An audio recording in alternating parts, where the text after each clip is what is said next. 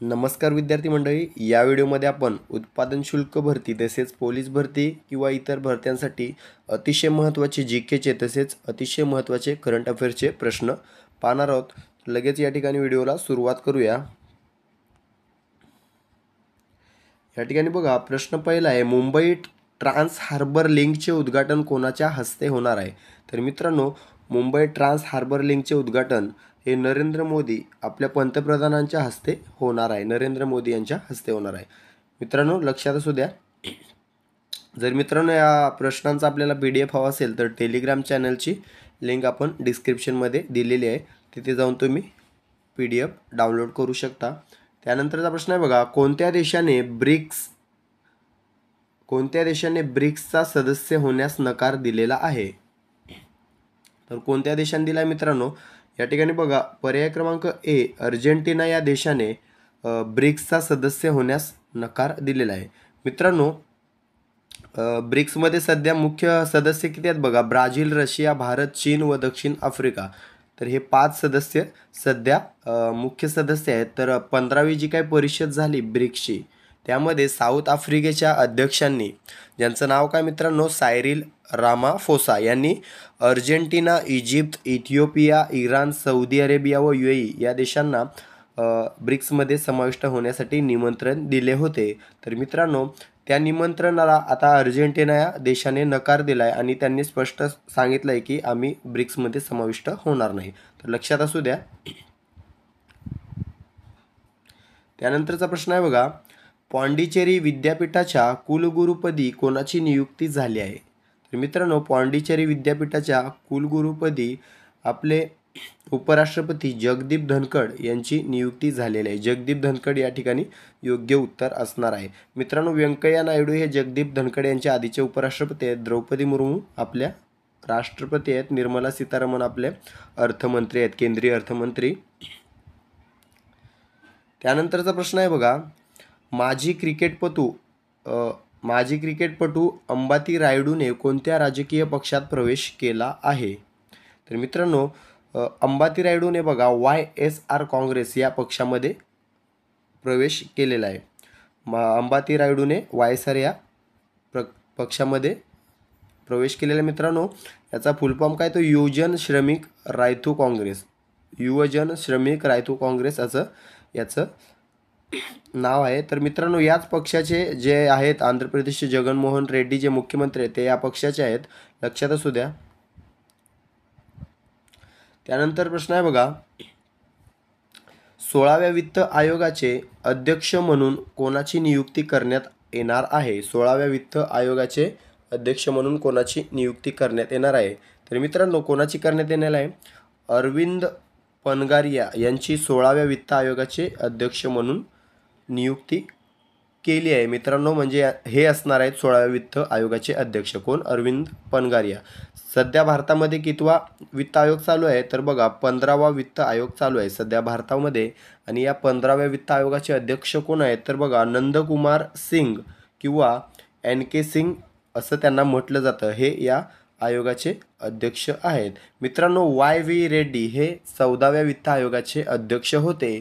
जर परीक्षांमध्ये नेहमी पहिली गोष्ट विचारली जाते, तर पहिल्या वित्त आयोगाचे अध्यक्ष जर विचारले तर बघा, KC नियोगी हे पहिल्या वित्त आयोगाचे अध्यक्ष होते.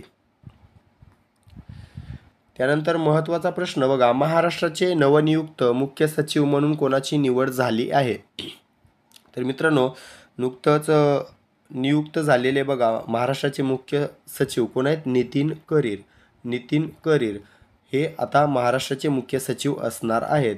मनोज सौनिक हे निवृत्त झालेले आहेत, त्यांची जागा आता नितीन करीर यांनी घेतलेली आहे.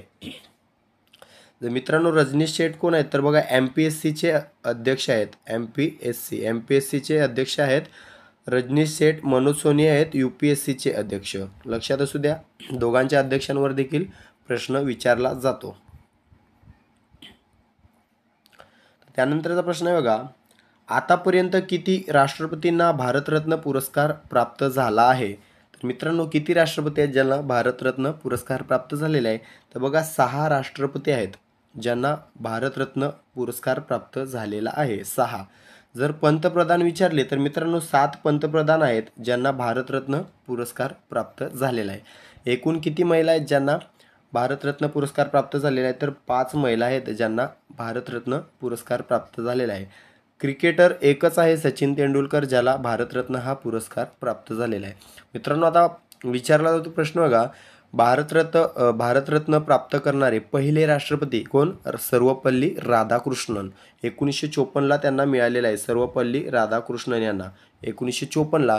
जर विचारलं पहिले पंतप्रधान तर पंडित जवाहरलाल नेहरू 1955ला त्यांना भेटलेला आहे। आणि विचारलं पहिल्या महिला तर इंदिरा गांधी यांना 1971 यांना या वर्षी भेटलेला आहे, लक्षात असू द्या।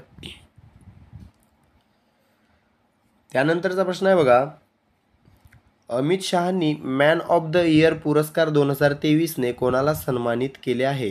तर मित्रांनो अमित शहा आपले केंद्रीय गृहमंत्री यांनी LP हेमंत के श्रीनिवासुलू यांना मॅन ऑफ द इयर पुरस्कार 2023ने सन्मानित केले। लक्षात ठेवा नाव LP हेमंत के श्रीनिवासुलू।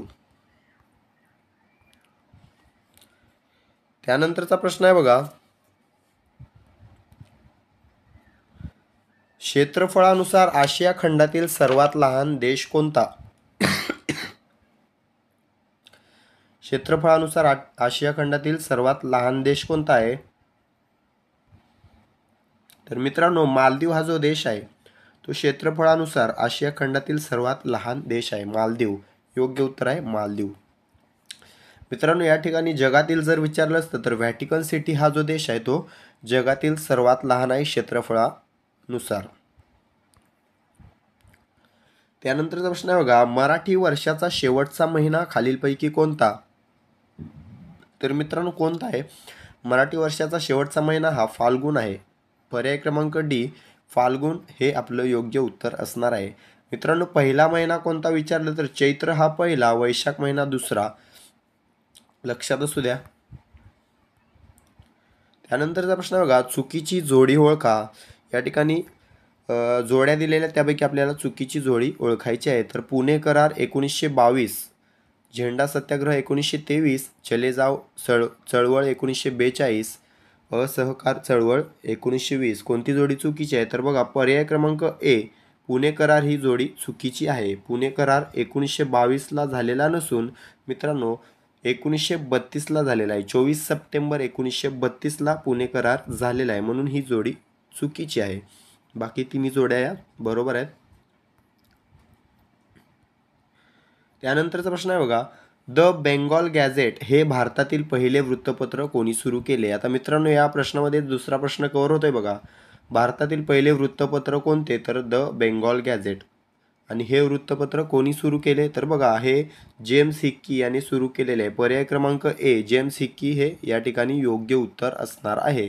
कधी सुरू केले? तर बघा मित्रांनो 1780ला हे वृत्तपत्र जेम्स हिक्कीने सुरू केलेले आहे, 1780। तर मित्रांनो या ठिकाणी चार्ल्स मेटकाल्फ याच्याबद्दल जर माहिती घ्यायची असली बघा, याने मित्रांनो 1835ला वृत्तपत्रांवरील सर्व निर्बंध रद्द केल्यामुळे, बघा प्रश्न विचारलेला आहे हा पण लक्षात असू द्या, 1835ला वृत्तपत्रांवरील सर्व निर्बंध रद्द केल्यामुळे त्याला मुद्रण स्वातंत्र्याचा उद्गाता म्हटले जाते। प्रश्न विचारलाय मुद्रण स्वातंत्र्याचा उद्गाता कोणास म्हटले जाते? चार्ल्स मेटकाल्फ याला म्हटले जाते। का म्हटले जाते?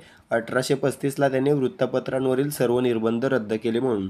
तर मित्रांनो लॉर्ड लिटन याने काय केलेलं आहे? 1878 मध्ये याने वर्नाकुलर प्रेस ॲक्ट संमत करून वृत्तपत्रांची काय गळचेपी केली होती? कोणी? लॉर्ड लिटनने। कधी? 1878ला वर्नाकुलर प्रेस ॲक्ट संमत करून। तर नंतर लॉर्ड रिपनने काय केलेलं मित्रांनो? लॉर्ड रिपनने 1882ला हा जो वर्नाकुलर प्रेस ॲक्ट आहे तो रद्द करून पुन्हा वृत्तपत्रांना स्वातंत्र्य दिलं होतं। कधी? 1882ला। त्यानंतर प्रश्न बघा, महाराष्ट्रातील कोणत्या प्रशासकीय विभागात सर्वाधिक वनक्षेत्र आहे? महाराष्ट्रातील कोणत्या प्रशासकीय विभागात सर्वाधिक वनक्षेत्र आहे? तर मित्रांनो नागपूर या ठिकाणी आपलं योग्य उत्तर असणार आहे। नागपूर या प्रशासकीय विभागात सर्वाधिक वनक्षेत्र आहे। सर्वात कमी वनक्षेत्र कोणत्या प्रशासकीय विभागात आहे? संभाजीनगर या प्रशासकीय विभागात आहे. जर जिल्ह्यांमध्ये विचारलं तर गडचिरोली जिल्ह्यात सर्वाधिक वनक्षेत्र आहे आणि लातूर जिल्ह्यात सर्वात कमी वनक्षेत्र आहे. त्यानंतरचा प्रश्न आहे बघा,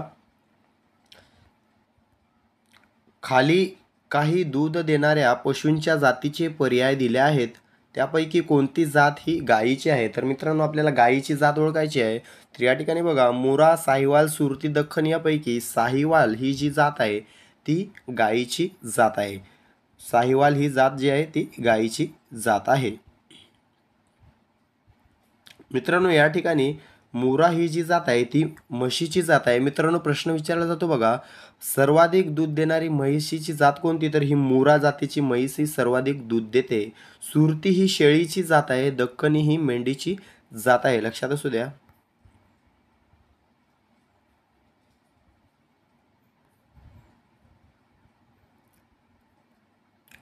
त्यानंतरचा प्रश्न आहे बघा, अहमदाबाद शहराचे जुने नाव काय होते? महत्त्वाचा प्रश्न आहे.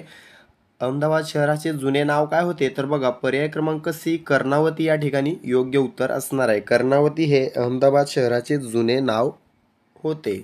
मित्रांनो, या ठिकाणी प्रागज्योतिषपूर हे कोणत्या शहराचे जुने नाव होते? बघा, प्रागज्योतिषपूर हे गुवाहाटी, आसाममधील गुवाहाटी शहराचे जुने नाव प्रागज्योतिषपूर.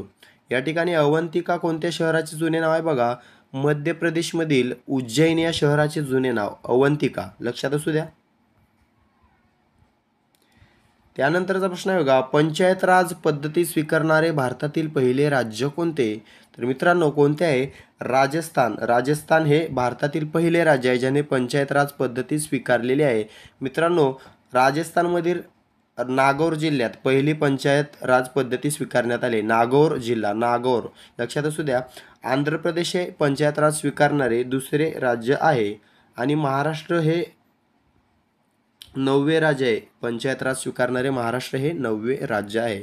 मित्रांनो, या व्हिडिओमध्ये आपण एवढेच प्रश्न कव्हर केले आहेत. लवकरच आपण 25 प्रश्नांचे पॅटर्न घेऊन येऊया मित्रांनो.